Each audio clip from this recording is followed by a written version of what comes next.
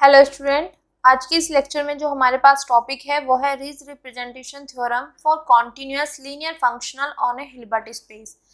हम यहाँ पे हिल्बर्ट स्पेस के लिए एक रीज रिप्रेजेंटेशन थ्योरम करेंगे जो कि कॉन्टिन्यूअस लीनियर फंक्शनल के लिए है, एप्लीकेबल है। ओके, तो बेटा एग्जाम में क्या होता है कि हमें डायरेक्टली स्टेटमेंट प्रूव आ जाती है रीज रिप्रेजेंटेशन थ्योरम, तो उस टाइम पे हमें स्टेटमेंट खुद लिखनी होती है। और कुछ टाइम क्या होता है कि हमारे पास ये थ्योरम की फॉर्म में आ जाती है, तो तब हमें पहचान के ये देखना होगा कि क्या रीज रिप्रेजेंटेशन थ्योरम है, तो हम इसका प्रूफ करना होता है। तो दो तरीके से ये एग्जाम में आ सकती है, स्टेटमेंट प्रूफ डायरेक्टली आ सकती है नेमिंग से, और दूसरा ये हमारे पास थ्योरम की मतलब इसकी स्टेटमेंट गिवन हो सकती है। क्लियर? तो सबसे पहले हम इसकी स्टेटमेंट पढ़ते हैं कि रीज रिप्रेजेंटेशन थ्योरम होती क्या है और क्या है। जैसे कि हम हिल्बर्ट स्पेस पे बात कर रहे हैं, तो हम सबसे पहले यहाँ पे लेट है कि लेट एच बी ए हिल्बर्ट स्पेस। हमने मान लिया कि एच मेरे पास कोई हिल्बर्ट स्पेस है और हिल्बर्ट स्पेस पर यहाँ पे एक आर्बिट्रेरी फंक्शनल लिया है। क्यों लिया है? क्योंकि हम फंक्शनल के लिए ही रीज रिप्रेजेंटेशन थ्योरम करें, तो हमने यहाँ पे हिल्बर्ट स्पेस पे एक आर्बिट्रेरी फंक्शनल लिया है। और यहाँ पे एक चीज बताना चाहूंगी, मैंने लिखा हुआ है that is f belongs to h star. ये एच स्टार क्या होता है मेरे पास वो बताना चाहूंगी। एच स्टार जो होता है मेरे पास कॉन्जुगेट स्पेस होता है, conjugate space of H. Hilbert space का कॉन्जुगेट स्पेस होता है और इसमें जो होते हैं set of all functional on H. H पर मतलब हिल्बर्ट स्पेस पे जितने भी फंक्शनल्स होते हैं उनका जो सेट है वो होता है ये एच स्टार।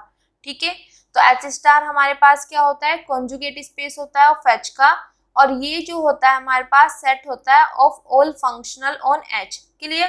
तो जब भी हम हिल्बर्ट स्पेस पर फंक्शनल की बात करेंगे तो वो यहाँ पे एच पर फंक्शनल की बात करेंगे तो वो जो फंक्शनल है वो उसके कॉन्जुगेट स्पेस से बिलोंग करेगा। क्लियर? तो वही चीज यहाँ पे लिखी हुई है कि f be arbitrary functional on h, मतलब जो फंक्शनल है वो उसके कॉन्जुगेट स्पेस से बिलोंग कर रहा है। मीनिंग क्या है कि वो उसके एच स्टार से बिलोंग कर रहा है। क्लियर? फिर जब ये चीज है हमारे पास कि हिल्बर्ट स्पेस ले लिया, उस पर हमने फंक्शनल ले लिया आर्बिट्रेरी फंक्शनल, तो वहां पे एक यूनिक वेक्टर एग्जिस्ट करेगा हिल्बर्ट स्पेस में। किस तरीके से एग्जिस्ट करेगा कि जो हमारे पास फंक्शनल है, फंक्शनल को हम उसकी इनर प्रोडक्ट की फॉर्म में रिप्रेजेंट कर सकें। क्लियर? तो हमारे पास रीज रिप्रेजेंटेशन थ्योरम क्या कहती है कि H मेरे पास कोई भी हिल्बर्ट स्पेस है, F उस पर मेरे पास कोई आर्बिट्रेरी फंक्शनल लिया, तो वहाँ पे एक यूनिक वेक्टर एग्जिस्ट करेगा हिल्बर्ट स्पेस में। किस तरीके से कि हम उस फंक्शनल को उस यूनिक वेक्टर की इनर प्रोडक्ट की फॉर्म में लिख पाए। क्लियर? तो f of x equal to x और वाई की इनर प्रोडक्ट, और जहाँ ये एक्स है वो बिलोंग कर रहा है हिल्बर्ट स्पेस से। साथ ही साथ अगर ये चीज पॉसिबल है तो साथ ही साथ हमारे पास क्या है कि उस फंक्शनल की नॉर्म उस यूनिक वेक्टर की नॉर्म के इक्वल हो। क्लियर? हमें क्या क्या प्रूफ मतलब प्रूफ भी क्या करना है भी हमें गिवन क्या क्या है वो चीज देखते हैं। कि गिवन हमें सिर्फ ये है कि एच हिल्बर्ट स्पेस है और उस पर कोई आर्बिट्रेरी फंक्शनल है। मीन्स क्या है कि वो उसके कॉन्जुगेट स्पेस से बिलोंग कर रहा है, फंक्शनल सारे कॉन्जुगेट में जाते हैं। ठीक है, तो वहां पे एक y हमें प्रूफ करना है कि वहां पे एक y यूनिक वेक्टर एग्जिस्ट करेगा हिल्बर्ट स्पेस में। किस तरीके से कि हम उस फंक्शनल को उसकी इनर प्रोडक्ट की फॉर्म में लिख सके, और साथ ही साथ जो फंक्शनल की नॉर्म है वो उस वेक्टर की नॉर्म के इक्वल हो। क्लियर? तो यहाँ पे अगर ये वाले टर्म्स आप नहीं भी लिखोगे तो कोई इफेक्ट नहीं पड़ेगा। ये मैंने इसलिए लिखा है कि इससे पहले एक थ्योरम थी जो हमारे पास सेकेंड यूनिट स्टार्ट होती है, तो उसमें वहां पे दिखाते हैं कि एफ ऑफ वाई मेरे पास कोई फंक्शनल है, ठीक है, और ये हिल्बर्ट स्पेस से मेरे पास वेक्टर आ रहा है एक्स, तो इसको हम इस तरीके की इनर प्रोडक्ट की फॉर्म में लिखते हैं। कैसे? ये एक्स यहाँ पे और जो सफिक्स में होता है वाई वो यहाँ पे, तो इस वजह से यहाँ पे ये चीज लिखी हुई है। क्लियर? अब इस थ्योरम को प्रूफ करने के लिए सबसे पहले हमें गिवन चीजें मैंने बोल दी क्या है लिख दी। तो इसको मैंने दो पार्ट में डिवाइड किया है। पार्ट फर्स्ट क्या है हमारे पास कि जब अगर मेरे पास हिल्बर्ट स्पेस पे कोई फंक्शनल है वो जीरो फंक्शनल भी हो सकता है, और सेकंड पार्ट में मैंने किया है कि वो नॉन जीरो फंक्शनल हो। क्लियर? दो पार्ट्स में डिवाइड किया है। अब देखो, जब वो जीरो फंक्शनल होगा मेरे पास, जो f है जो यहाँ पे फंक्शनल हम ले रहे हैं, अगर वो जीरो फंक्शनल होगा तो जीरो का मतलब क्या होता है, जैसे हम जीरो मैपिंग की बात करते हैं तो उसमें क्या होता है, जैसे ये है, ठीक है, तो इसके साथ जो भी वेक्टर आएगा उसको जीरो बना देगा। आप कोई भी वेक्टर ले लो हिल्बर्ट स्पेस का, ठीक है, अगर f जीरो है तो जीरो वेक्टर का, जैसे मैंने उसमें बताया था आपको, जीरो वेक्टर नहीं, जीरो ऑपरेटर का भी बताया था, जीरो ऑपरेटर के साथ जो आता है वो उसको जीरो बना देता है। इसी तरीके से जीरो फंक्शनल है कि जीरो फंक्शनल के साथ जो भी वेक्टर आता है ये उसको क्या बना देता है, जीरो। या हम बोल सकते हैं कि जो x है अगर उस पर ये मैप वो कर रहा है तो ये जीरो को क्या करेगा, मैप करेगा। क्लियर? तो हिल्बर्ट स्पेस का कोई भी वेक्टर रखूं, अगर ये हमारे पास जीरो फंक्शनल है तो ये जीरो मतलब जीरो मैपिंग है यहाँ पे, तो इसको जीरो बना देगा। क्लियर? अब ये किसके इक्वल है, मैं इसके इक्वल लेके चलती हूँ, ले लिया। अब यहाँ से ये लाइन देखो, ये सोचने वाली लाइन है यहाँ पे कि ये चीज मैंने कैसे लिखी। हमारे पास फर्स्ट यूनिट में एक ऑर्थोगोनैलिटी था, उसमें क्या होता है ऑर्थोगोनल, कि अगर x ऑर्थोगोनल है, ये वेक्टर है मेरे पास, ये सेट है, ठीक है, अगर x जो वेक्टर है अगर इस सेट के साथ ऑर्थोगोनल है तो ये इस सेट के जितने भी एलिमेंट्स मतलब वेक्टर्स होंगे उनके साथ क्या इनर प्रोडक्ट बनाएगा, जीरो। ये ऑर्थोगोनल का साइन होता है, ठीक है। क्या डेफिनेशन होती है वहां पे कि x अगर कोई भी वेक्टर किसी सेट के साथ ऑर्थोगोनल है तो इस सेट के जितने भी एलिमेंट्स होंगे ये उनके साथ क्या बनाएगा, इनर प्रोडक्ट क्या देगा, जीरो देगा। तो यहाँ पे ये इनर प्रोडक्ट वाला पोर्शन है, ये लिखा मैंने कैसे, x है हिल्बर्ट स्पेस के वेक्टर्स है, तो ये y, ये वाला जो वेक्टर है y, ये हिल्बर्ट स्पेस के सभी वेक्टर फॉर ऑल है, फॉर ऑल का मतलब सभी वेक्टर्स, तो ये y जो वेक्टर है ये हिल्बर्ट स्पेस के सभी वेक्टर के साथ इनर प्रोडक्ट क्या बना रहा है, जीरो। तो ये कब पॉसिबल हो सकता है, जब ये वेक्टर y h के साथ क्या हो, ऑर्थोगोनल हो। ऑर्थोगोनल की ही तो डेफिनेशन है, अगर ये इसके साथ सेट के साथ ऑर्थोगोनल होगा तभी तो इसके सभी एलिमेंट के साथ इनर प्रोडक्ट जीरो देगा। या हम कहें कि ये x इस सेट के सभी वेक्टर के साथ इनर प्रोडक्ट जीरो दे रहा है, तो इसका मतलब ये क्या इसके साथ ऑर्थोगोनल है। तो y हिल्बर्ट स्पेस के सभी वेक्टर के साथ इनर प्रोडक्ट जीरो दे रहा है, तो इसका मतलब y क्या है, h के साथ ऑर्थोगोनल है। पर हमें पता है कि जो हिल्बर्ट स्पेस है उसके साथ सिर्फ जीरो ही ऑर्थोगोनल, एक ही वेक्टर जीरो, जीरो ही एक ऐसा वेक्टर है जो हिल्बर्ट स्पेस के साथ ऑर्थोगोनल हो सकता है। तो इसका मतलब अगर ये इसके साथ ऑर्थोगोनल आ रहा है तो ये वेक्टर जीरो होगा। क्लियर? ये वेक्टर क्या होगा, जीरो होगा। तो यहाँ पे मैंने लिखा है y equal to zero is a unique vector such that f of x y equal to this. कैसे, मैं f जीरो मैप लेके चली यहाँ पे, तो मैंने यहाँ पे जो f ऑफ एक्स लिया उसकी जगह ये रखा, तो f ऑफ एक्स इस तरीके से मैंने रखा, तो वहां पे मैंने दिखा दिया कि y एक यूनिक वेक्टर मेरे पास एग्जिस्ट कर गया। अब ये बोलो कि यूनिक वेक्टर कैसे एग्जिस्ट करा, ये भी तो माइंड में आएगा, क्यों, क्योंकि जीरो तो यूनिक होता है, जीरो की जगह थोड़ी ना ले सकता है कोई, जीरो तो जीरो ही होगा। तो जीरो जब मेरे पास यूनिक है तो इसका मतलब y इक्वल टू जीरो, जो हमारे पास एक y ऐसा वेक्टर मिल गया जो यूनिक वेक्टर है। क्लियर? किस तरीके से मिला, जब मैंने f ऑफ एक्स को ये इनर प्रोडक्ट की फॉर्म में लिखा। तो मेरा पहला काम तो यहाँ पे हो गया कि मैंने f लेके चली मैं यहाँ पे कोई भी फंक्शनल, ठीक है, उसके बाद मैंने दिखा दिया कि अगर मैं ये चीज लेके चलती हूँ तो मैंने एक y यहाँ पे यूनिक वेक्टर दिखा दिया। क्लियर? सेकंड मुझे ये नॉर्म इक्वल प्रूफ करनी थी।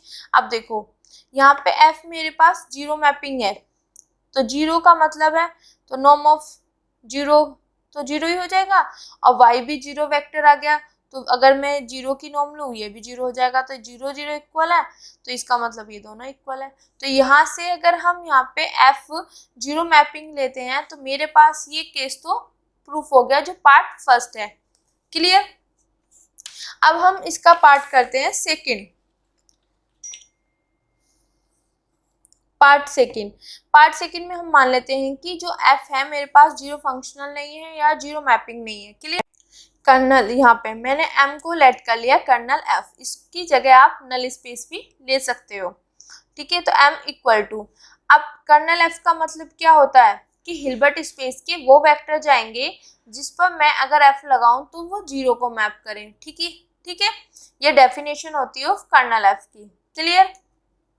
अब देखो मैंने यहाँ से लिखा क्लियरली जो हिल्बर्ट स्पेस एच है और जो मैंने यहाँ पे कर्नल माना है वो नॉट इक्वल टू, ठीक है, m not equal to H.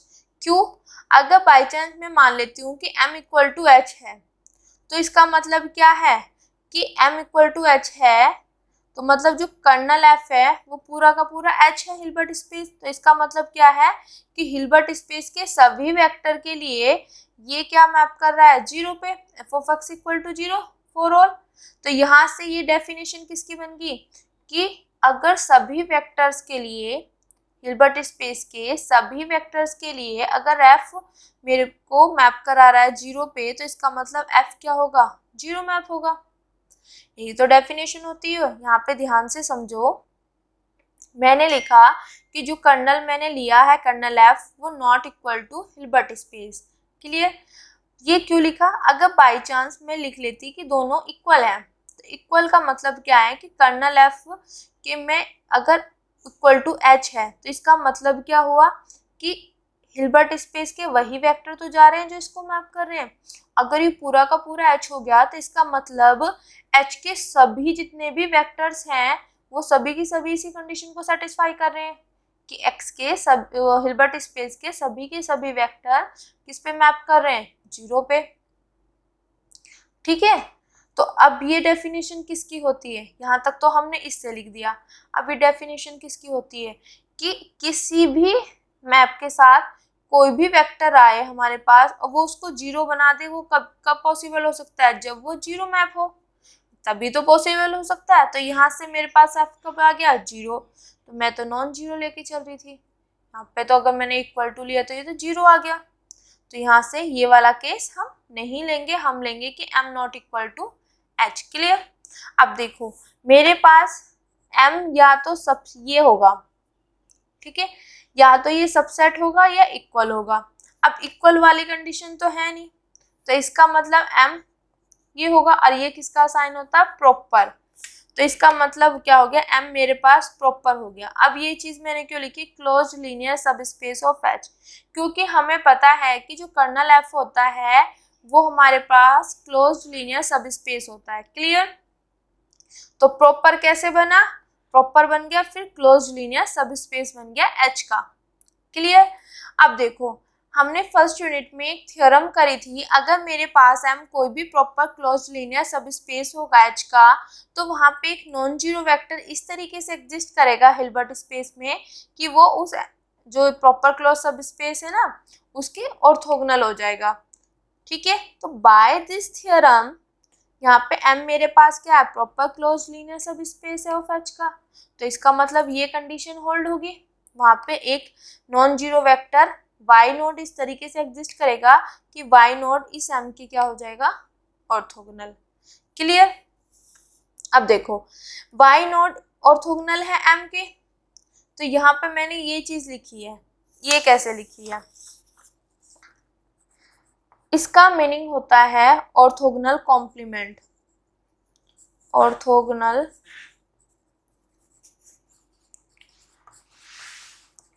Complement of m। अब इसमें कौन से मेंबर जाते हैं, ठीक है, m का ऑर्थोगोनल कॉम्प्लीमेंट है, m के ऑर्थोगोनल कॉम्प्लीमेंट में वही मेंबर जाएंगे जो m के साथ क्या होंगे, ऑर्थोगोनल होंगे। क्लियर। m के ऑर्थोगोनल कॉम्प्लीमेंट, इसको बोलते हैं ऑर्थोगोनल कॉम्प्लीमेंट ऑफ m।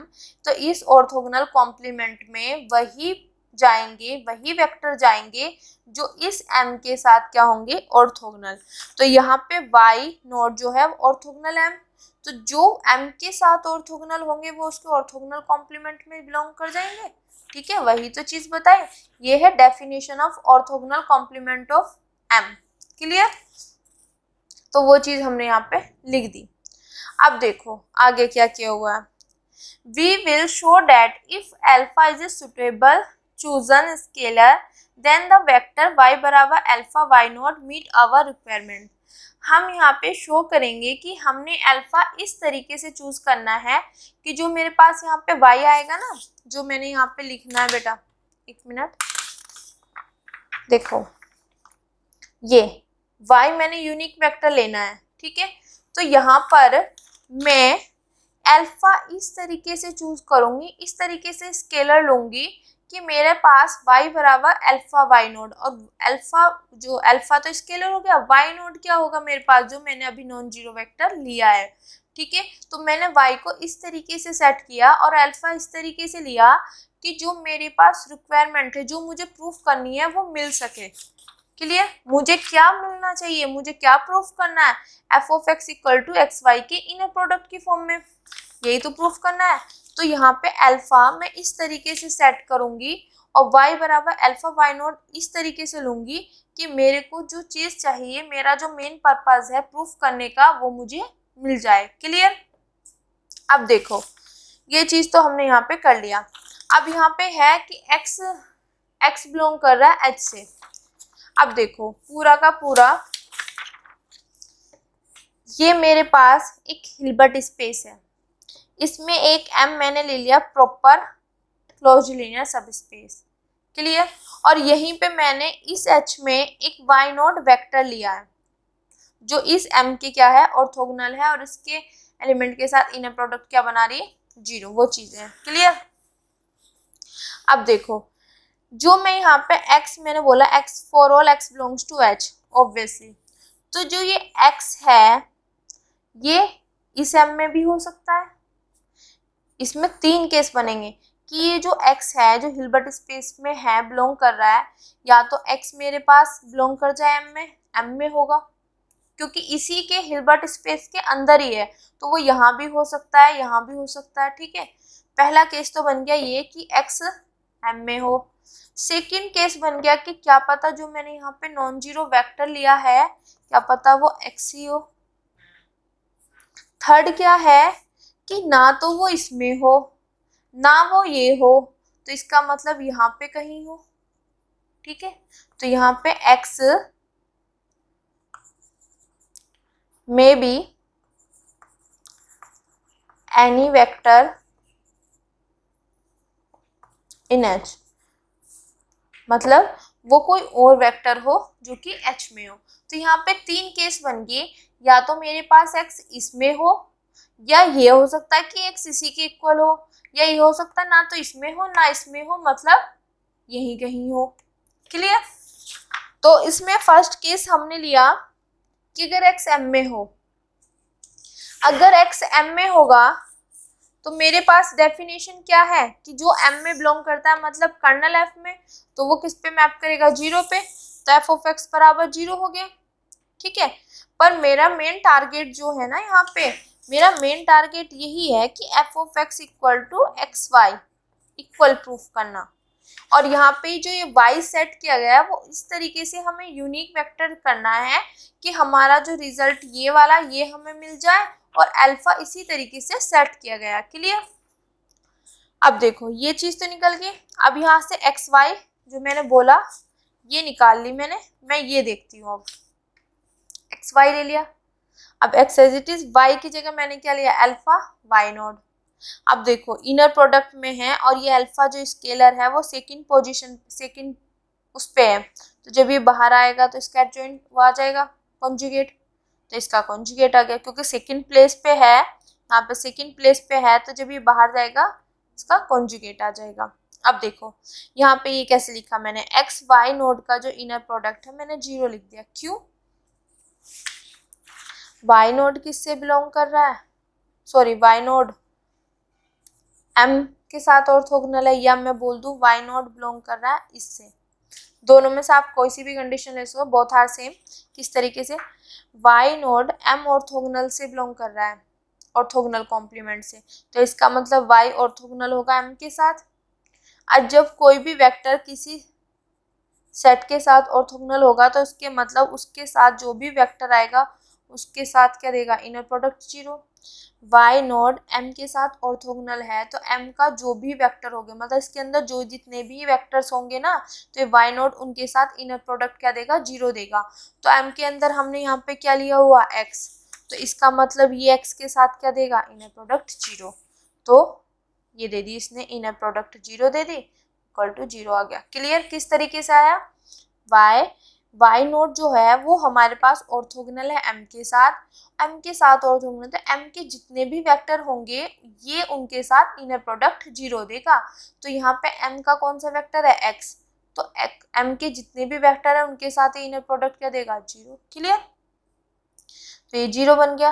तो यहाँ से f ऑफ x 0 हो गया, एक्स वाई की इनर प्रोडक्ट भी 0 होगी, तो इसका मतलब ये दोनों इक्वल, तो ये दोनों equal for all x belongs to m। Clear, तो इस केस में तो ये प्रूफ हो गया। अब देखो हमने ये चीज तो दिखा दिया फर्स्ट केस में कि अगर वो m से बिलोंग करेगा तो मेरे पास ये इसको इसकी फॉर्म में लिख सकते हैं। ये वाला पोर्शन इस केस में एक साथ दिखाएंगे और यूनिक भी एक साथ दिखाएंगे कि y यूनिक होता है। क्लियर, पहले हम सिर्फ एक पोर्शन यहाँ पे प्रूफ करेंगे। सेकेंड हमने केस मान लिया कि मैंने बोला था x equal to y not हो सकता है, ठीक है। तो f ऑफ x मेरे पास क्या होता है, x y की इनर प्रोडक्ट, यही तो है।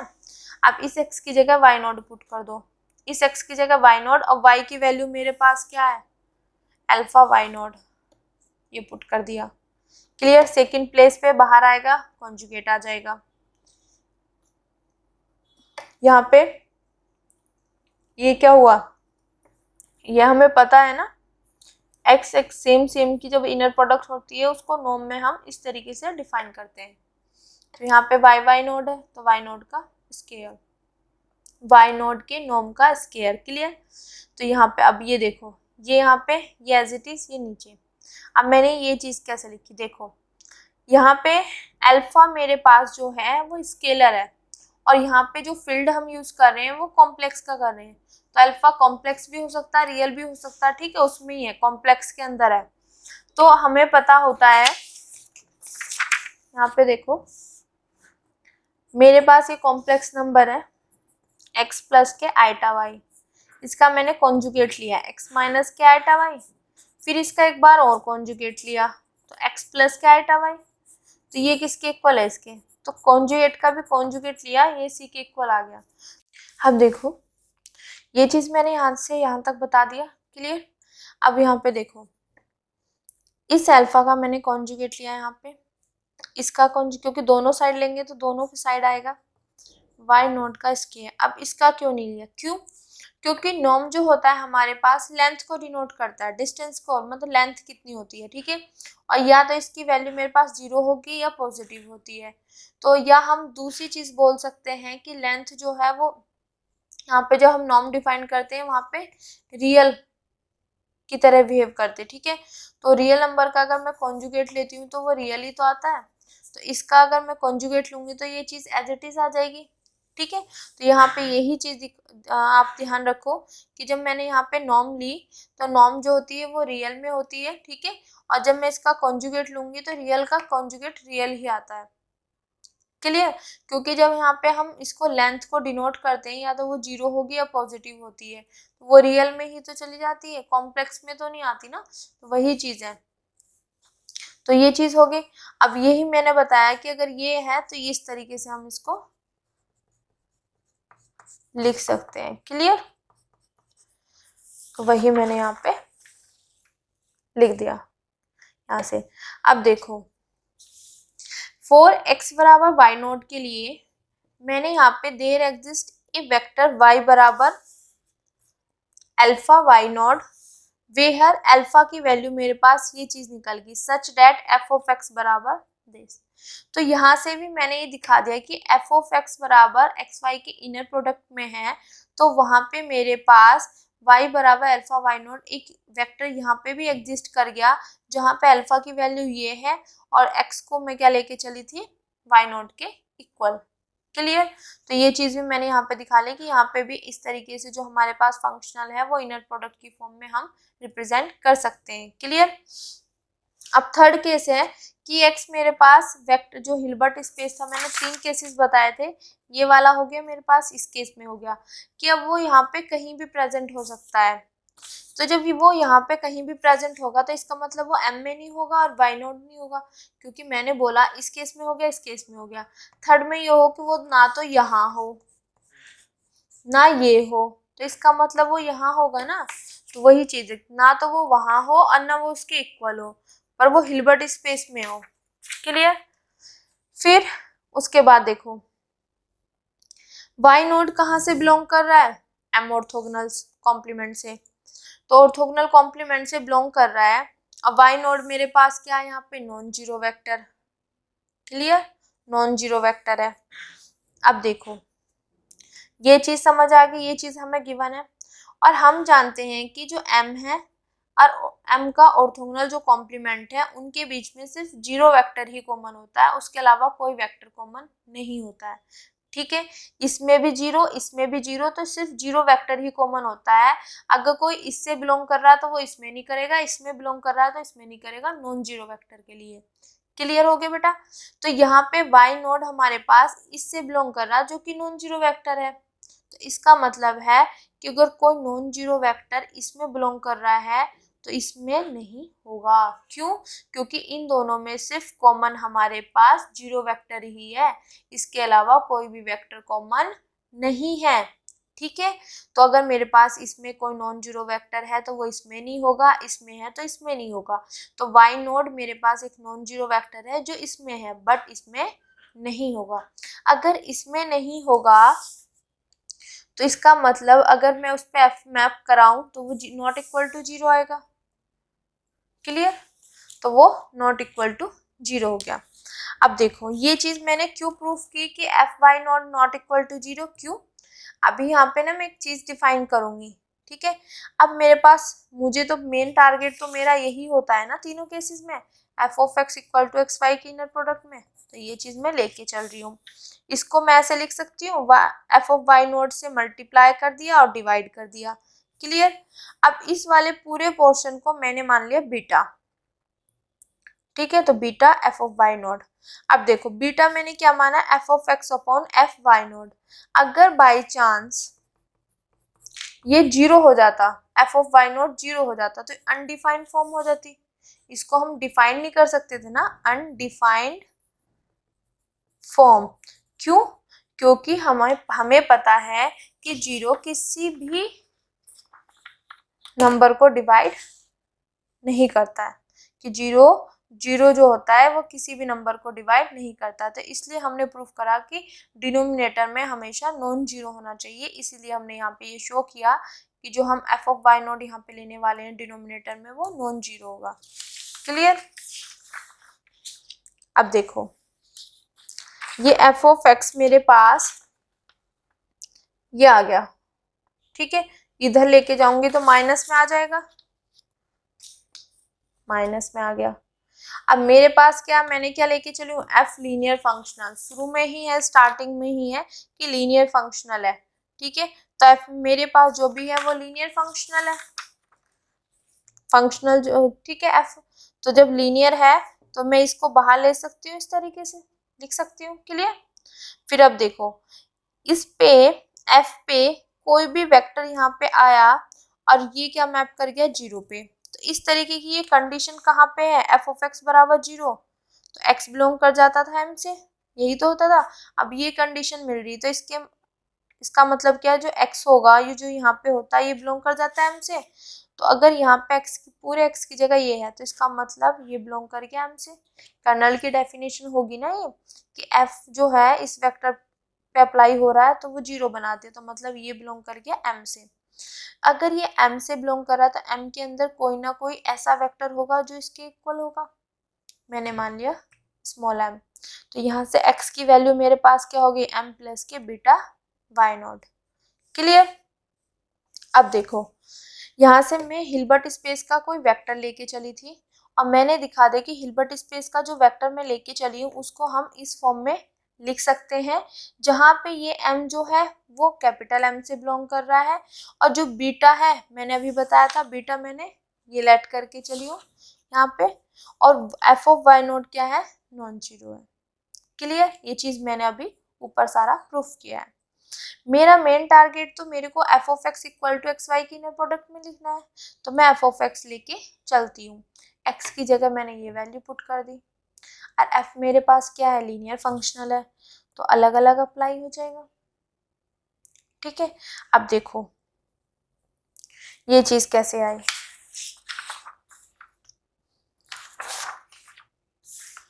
मैंने लिखा यहाँ पे, मेरे पास था f of x equal to x y की इनर प्रोडक्ट, ये चीज मुझे प्रूफ करनी, ये मैं लेके चली, यहाँ तक मैं आ गई। अब मैंने यहाँ पे एफ ऑफ एम है, अगर मैं एक्स की जगह एम रखूंगी तो मेरे पास एम वाई आ जाएगा। ये पर ये ऐसे क्यों लिखा, क्योंकि अभी तो हम इस पार्ट में प्रूफ कर रहे हैं ना कि इसको इस तरीके से लिख सकते हैं बेटा, क्योंकि हमने एम किससे बिलोंग कर रहा है, कैपिटल एम से, और मैंने अभी ये चीज प्रूफ कर दिया है कि एम से अगर कोई भी वेक्टर बिलोंग कर रहा है हिल्बर्ट स्पेस का, तो उसके लिए ये कंडीशन क्या है, ट्रू है। ओके, अगर m से कोई भी वेक्टर बिलोंग कर रहा है हिल्बर्ट स्पेस का, तो उसके लिए कंडीशन ट्रू है, हम तभी लिख सकते हैं, ऐसा नहीं, क्योंकि ये चीज तो हमें प्रूफ करनी है ना f of x equal to x y के इनर प्रोडक्ट में, तो ये चीज हम यहाँ पे थोड़ा ना अप्लाई कर सकते हैं। ये अप्लाई मैंने क्यों किया, क्योंकि m बिलोंग कर रहा है कैपिटल M से, और मैंने ये चीज प्रूफ कर दी कि अगर m से कोई भी वेक्टर बिलोंग कर रहा है तो उसके लिए ये कंडीशन क्या है, मेरे पास ट्रू है, तो इसलिए मैंने यहाँ पे ये चीज लिखी।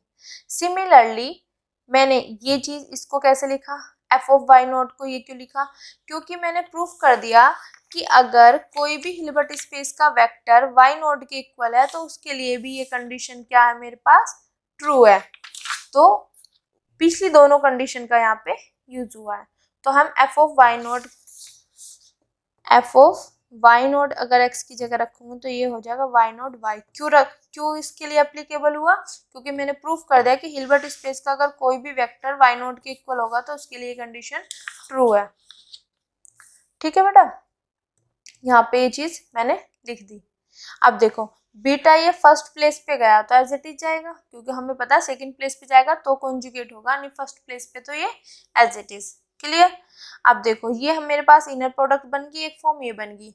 अब इसको हम किस तरीके से लिखते हैं, सेम सेम कोमा, अब m plus k beta y not, m plus k beta y not किसके इक्वल है, x के, x आ गई।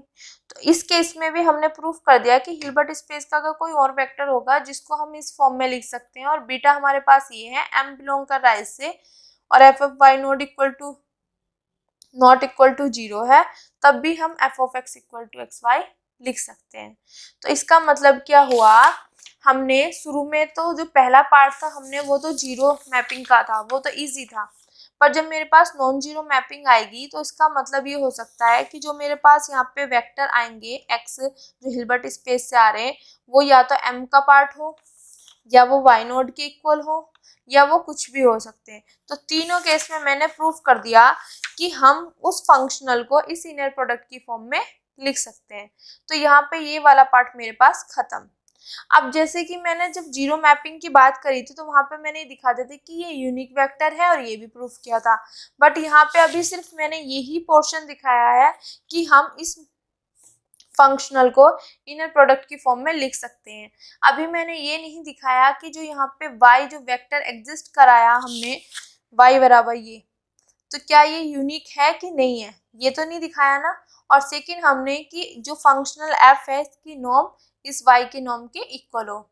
तो अभी पार्ट सेकंड का ए पार्ट, यहाँ पे हम प्रूफ करेंगे कि जो यूनिकनेस है y की वो यहाँ पे प्रूफ करने वाले हैं। कैसे, मैं यूनिकनेस हम किस तरीके से करते हैं कि मैंने मान ये तो चीज हमने कर दिया, तो मैं मान लेती हूँ कि इसके अलावा एक वेक्टर और है जिसको इस फॉर्म में हम लिख सकते हैं, तो वो मैंने मान लिया y डैश लिख दिया।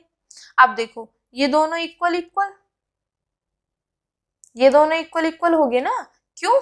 क्योंकि ये दोनों इक्वल है, एफ ऑफ एक्स, तो ये दोनों इक्वल हो गए यहाँ से। अब देखो ये इधर जाएगा यहाँ पे एक्स वाई, और ये माइनस इधर x y dash equal to 0, तो ये सेम सेम, और y minus k y dash inner product की प्रॉपर्टीज होती हैं इक्वल टू 0। अब वही चीज आ गई कि मेरे पास कोई वेक्टर है जो हिल्बर्ट स्पेस के सभी वेक्टर के साथ इनर प्रोडक्ट 0 दे रहा है। तो अगर कोई भी वेक्टर किसी भी सेट के हर एक एलिमेंट के साथ इनर प्रोडक्ट 0 देता है, तो मतलब वो वेक्टर उस सेट के साथ क्या ऑर्थोगोनल है। और यहाँ पे तो हमें पता है हिल्बर्ट स्पेस के साथ सिर्फ जो ऑर्थोगोनल वेक्टर है वो सिर्फ 0 होता है, तो इसका मतलब जो यहाँ पे ये वाला वेक्टर है ये 0 होगा। क्लियर? तो ये 0 हुआ तो y equal to y dash हो गया। तो मतलब मैं इस y के अलावा एक y डैश और लेके चली थी कि जिसको इस तरीके से हम लिख सकते हैं, पर मैंने दिखा दिया कि y उस जो y डैश हमने लिया वो y के ही इक्वल है। तो यहाँ से यूनिकनेस प्रूफ होगी कि ये सिर्फ एक यूनिक वेक्टर ही आएगा जिसको हम उस फॉर्म में लिख सकते हैं, इसके अलावा कोई नहीं होगा। सेकंड पार्ट का ही बी पार्ट क्या है, हमें उस फंक्शनल की नॉर्म उस वाई वेक्टर की नॉर्म के बराबर लेके चलना है, प्रूफ करना है। क्लियर? तो अब देखो जब भी हम किसी को इक्वल प्रूफ करते हैं, जैसे ए इक्वल टू बी प्रूफ कर रहे हैं, तो हम ये प्रूफ कर दें कि ए सबसेट है ऑफ बी का, या बी सबसेट है ऑफ ए का। ये दो चीजें, या तो बी इसका है या बी ए बी का है या बी ए का है। या नंबरिंग में अगर हम करें कि ए लेस देन हो बी से, अब बी भी मैं प्रूफ कर दूं कि लेस देन है ए से, तो यहाँ से ये चीज हो जाता है इक्वल टू बी। अगर कोई भी हमारे पास लेस देन है इससे और ये भी इससे लेस देन है, तो दोनों इक्वल हो जाएंगे। तो वही चीज करेंगे। तो एक बार जो हम इन दोनों को इक्वल प्रूफ करना, तो एक बार मैं दिखाऊंगी कि norm of F Y, norm of F वो लेस देन इक्वल टू होगा नॉर्म ऑफ वाई के, और एक बार ग्रेटर। क्लियर? अब यहाँ पे देखो ये चीज बताती हूँ, हम जब भी नॉर्म डिफाइन करते थे नॉर्म ऑफ टी, अपने जो हमारे पास थर्ड सेमेस्टर में फंक्शनल था उसमें, ठीक है। तो यहाँ पे नॉर्म ऑफ टी किस तरीके से डिफाइन करते थे, supremum norm of T X such that norm of X less than equal to 1। और दूसरा तरीका जो हमारे पास होता था ये होता था such that norm of x equal to 1। तो इन दोनों की ही हम यहाँ पे फर्स्ट पार्ट में मैं लेस देन इक्वल टू 1 लेके चलूंगी, देन सेकेंड पार्ट में मैं इक्वल टू 1 लेके चलूंगी। क्लियर? फिर एक चीज और देखो, मैंने नॉर्म ऑफ टी लिखा, नॉर्म ऑफ एफ, यहाँ पे ये चीज आई मोड लगाया हुआ, पर यहाँ पे तो नॉर्म है, ये कैसे? वो चीज देखो, जब हम यहाँ पे इस वाले नॉर्म की बात कर रहे थे, तो हम यहाँ पे जो टी डिफाइन करते थे हिल्बर्ट स्पेस से हिल्बर्ट स्पेस, सॉरी यहाँ पे जो भी मेरे पास नॉर्म लीनियर स्पेस होता है इस तरीके से, या एच ही ले लो यहाँ से यहाँ तक। तो अगर मैं इसका कोई वेक्टर यहाँ पे रखती तो टी एक्स, ये वेक्टर आता था, वेक्टर आते थे, तो वेक्टर की कंडीशन में ये था। बट जब मैं यहाँ पे फंक्शनल डिफाइन कर रही हूँ तो एच से सी तक जा रहा है, मैं यहाँ पे कोई एक्स रख रही हूँ तो मेरे पास एफ ऑफ एक्स आ रहा है, और ये किससे बिलोंग करेगा, सी से, और सी मेरे पास क्या है, कॉम्प्लेक्स है। तो कॉम्प्लेक्स में क्या आएंगे, स्केलर, और जब स्केलर आएंगे तो स्केलर पे हमेशा मोड लगता है, क्योंकि जो हम नॉर्म डिफाइन करते हैं ना इस तरीके से अल्फा एक्स, तो जो स्केलर होता है उसका मोड आता है और वेक्टर का नॉर्म।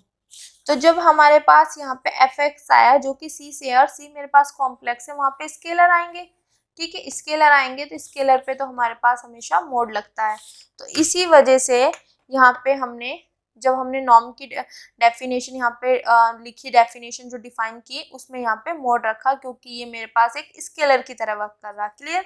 और स्केलर पे नॉर्म नहीं लगता है, मोड लगता है। ओके अब देखो इस एफ ऑफ एक्स की वाई हमने यहाँ पे डिफाइन कर दी, इनर प्रोडक्ट में ये रख दी। हमारे पास एक कोसी स्क्वार्ज इनइक्वालिटी है, अगर मेरे पास किसी भी इनर प्रोडक्ट का मोड आ जाए तो वो लेस देन इक्वल टू होता है norm of X norm of Y. तो इसकी जगह मैंने यहाँ पे ये चीज पुट कर दी, लेस देन इक्वल टू को ये, तो ये साइन लगा दिया। अब देखो यहाँ पे ये चीज कैसे आई इस ये जो पूरा सेट है इसका मैंने सुप्रीमम लेना है। अब देखो यहाँ पे नॉर्म ऑफ वाई तो एज इट इज ही है, नॉर्म ऑफ एक्स की जो हमें यहाँ पे कंडीशन वैल्यू दी हुई है उन्होंने बोला हुआ है यहाँ पे मेरे पास नॉर्म ऑफ एक्स है, नॉर्म ऑफ वाई है, और यहाँ पे है नॉर्म ऑफ एक्स की वैल्यू जो है वो ये है, मतलब यहाँ से चले हाईएस्ट वैल्यू जो है वो 1 है। तो जब मैं यहाँ पे x की इस नॉर्म ऑफ x की वैल्यू पुट करती चल जाऊंगी तो लास्ट में मुझे यहाँ पे x की वैल्यू में 1 पुट करूंगी नॉर्म ऑफ y, तो जो इन पूरा का पूरा सेट बनेगा यहाँ पे जब मैं वैल्यू पुट करूंगी एक ही हो गया, इससे छोटी वैल्यू 1 से लेस एक ही हो गया, एक ही हो गया जो भी, हाँ यहाँ पे लास्ट में 1 मिलेगा क्योंकि इक्वल टू 1 है। तो इनमें सबसे ज्यादा सुप्रीमम वैल्यू कौन सी होगी, यही तो होगी, तो इसकी सुप्रीमम वैल्यू ये आ गई। क्लियर? किस तरीके से आए, क्योंकि जब हम वैल्यू रखेंगे तो इस नॉर्म ऑफ एक्स की जो मैक्सिमम वैल्यू है वो 1 है, और जब यहाँ पे मैक्सिमम है तो इसके पूरे सेट की जो वैल्यू निकालेंगे वो सुप्रीमम आएगी दिस। क्लियर? तो इक्वेशन फर्स्ट ही लेस देन वाला। अब मुझे प्रूफ करना है कि ग्रेटर देन हो, तो मैं सेकेंड वाली डेफिनेशन, अब यहाँ पे मोड, अब देखो ये इस पूरे सेट का सुप्रीमम है, सुप्रीमम है तो इस सेट से बड़ा ही होगा ना, तो ग्रेटर देन इक्वल टू का साइन लगा दिया। क्लियर कि एफ की जो नॉर्म है वो ग्रेटर देन इक्वल टू है इस पूरे से। अब यहाँ पे एफ ऑफ एक्स क्या है मेरे पास, इक्वल टू एक्स वाई के इनर प्रोडक्ट में। Clear?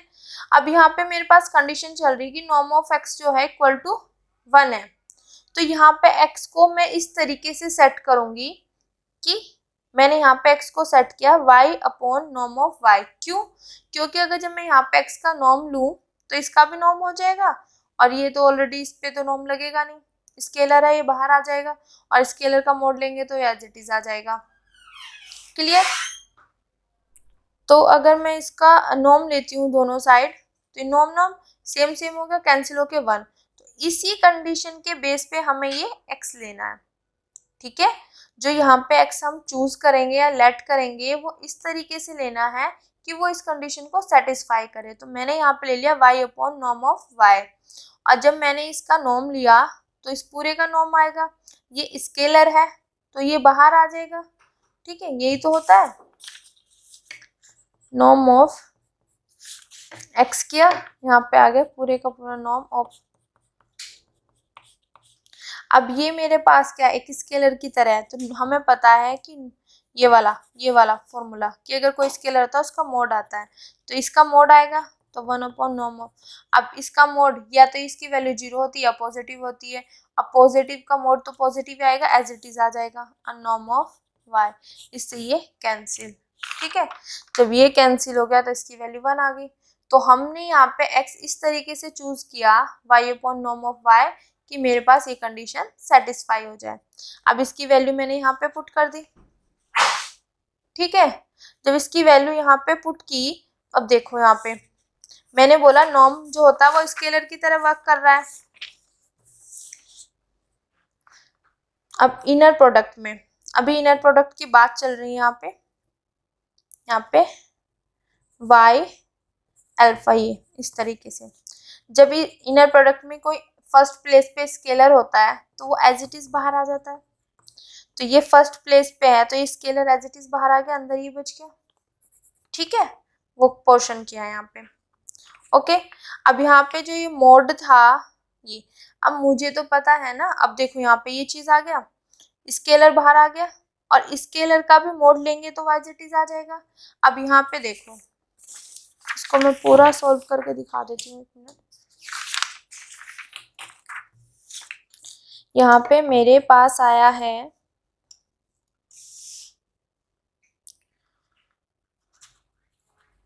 norm of y greater than equal to this,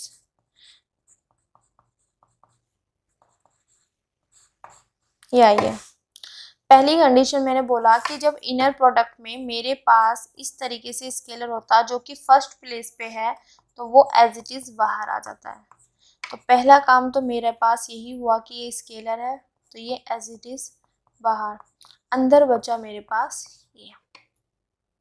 अब मेरे पास ये स्केलर है स्केलर का मोड में लगाऊं तो एज इट इज ही आ जाएगा, क्योंकि नॉर्म क्या होता है मेरे पास, नॉर्म क्या होता है, नॉर्म ऑफ एक्स, या तो इसकी वैल्यू 0 होगी या पॉजिटिव, अब पॉजिटिव का मोड लूंगी तो पॉजिटिव आएगा, तो ये चीज क्या आ जाएगी मेरे पास एज इट इज। क्लियर। अंदर बचा मेरे पास दिस। अब मेरे को तो ये बात भी पता है कि एक्स एक्स की जो इनर प्रोडक्ट होती है वो ग्रेटर देन इक्वल टू 0 होती है, या तो इसकी वैल्यू 0 होगी या पॉजिटिव होगी। अब पॉजिटिव का मोड लेंगे तो पॉजिटिव आएगा, एज इट इज आएगा, तो यहाँ से नॉर्म ऑफ y और y का इनर प्रोडक्ट, तो वही चीज मैंने यहाँ पे लिखा हुआ है, तरीके से लिखा हुआ है, ऐसे नहीं कि इसी तरीके से कर देंगे। स्केलर है, बाहर आ जाएगा फर्स्ट प्लेस पे एज इट इज, ठीक है। फिर उसके बाद मेरे पास क्या होगा, मुझे पता है कि नॉर्म में इसकी जो वैल्यू होती है मेरे पास या तो 0 होती है या पॉजिटिव होती है, पॉजिटिव का मोड लूंगी तो एज इट इज आ जाएगा। फिर ये देखो, मुझे पता है कि इसकी इनर प्रोडक्ट जो होती है वो पॉजिटिव होती है या 0 होती है, तो इसका भी मोड लूंगी एज इट इज आ जाएगा, तो ये चीज मेरे पास यहाँ पे आ गई। अब वाई वाई सेम सेम का इनर प्रोडक्ट जो होता है उसको नॉर्म में डिफाइन करते हैं, तो इस तरीके से लिख देते हैं, यही होता है ना, एक्स और एक्स की इनर प्रोडक्ट सेम सेम होगी तो इसका स्केयर, इस तरीके से हम इनर प्रोडक्ट और नॉर्म के बीच में रिलेशन डिफाइन करते हैं। क्लियर। अब इससे एक कैंसिल, ये बच गया। This is equation second. First में हमने प्रूफ कर दिया कि F of norm of F less than equal to norm of Y, और यहाँ पे हमने प्रूफ कर दिया कि norm of F greater than equal to norm of Y. एक बार लेस आ रही है, एक बार ग्रेटर आ रही है, तो इसका मतलब ये दोनों क्या होंगे, इक्वल होंगे। तो यहीं पे हमारे पास प्रूफ खत्म होता है।